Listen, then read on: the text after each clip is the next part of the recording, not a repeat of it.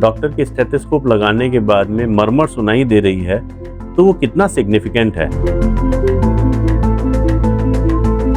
हमने अक्सर एक टर्मिनोलॉजी सुनी है कि बच्चे के हार्ट में से आवाज़ आ रही है, जिसको हम मरमर भी बोलते हैं साइंटिफिक लैंग्वेज में। हमें ये समझने की ज़रूरत है, क्या हमें इससे बहुत घबराने की ज़रूरत है या ये कोई हार्मलेस चीज़ है। ये दोनों ही चीज़ें मिथ्या हैं, ये बिल्कुल हार्मलेस भी नहीं है।